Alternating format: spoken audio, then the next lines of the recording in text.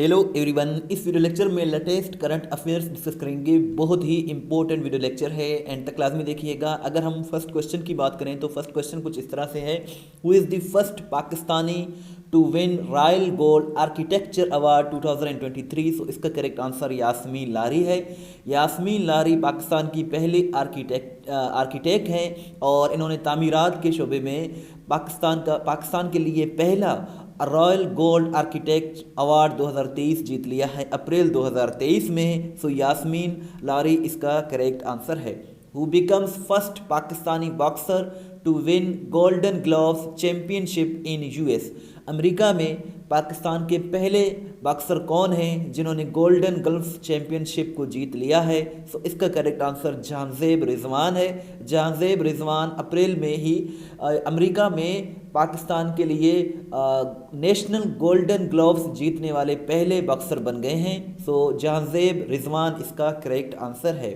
The world's largest cyber defence exercise, जिसको Locked Shields भी कहा जाता है, ये कहाँ हुआ है? सो इसका करेक्ट आंसर एस्टोनिया है। एस्टोनिया में ये हुआ है और ये दुनिया का सबसे बड़ा साइबर डिफेंस एक्सरसाइज है और इसको ऑर्गेनाइज नेटो करता है।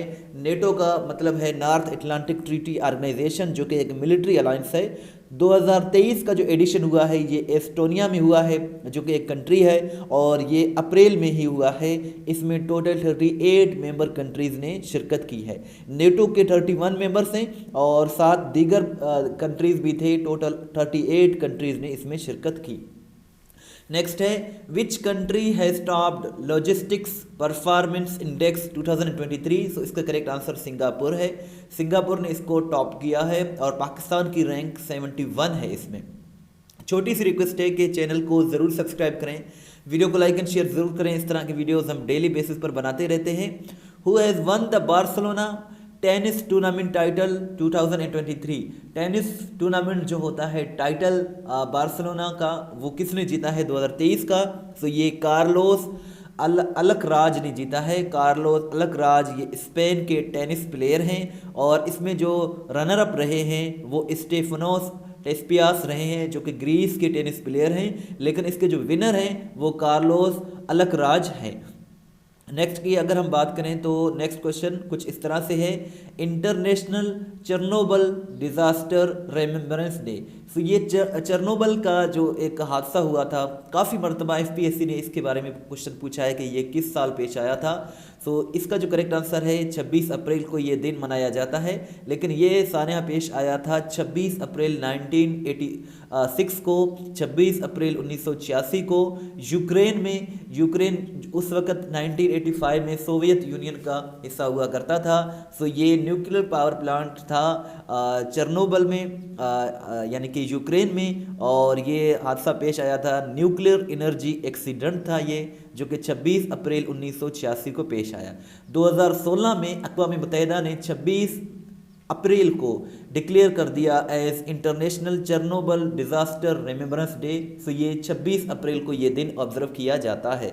Shahbaz Sharif is the prime minister to secure a vote of confidence. तो रज़ाकाराना तौर पर वॉलंटरी वोट हासिल करने वाले शहबाज शरीफ पाकिस्तान के तीसरे वज़ीर आज़म हैं, थर्ड वज़ीर आज़म हैं।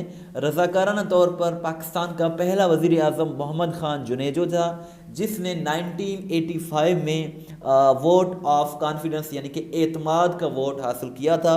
दूसरे वज़ीर आज़म नवाज़ शरीफ हैं, जिन्हें 1993 में जिन्होंने रज़ाकाराना तौर पर वोट लिया था कॉन्फिडेंस का।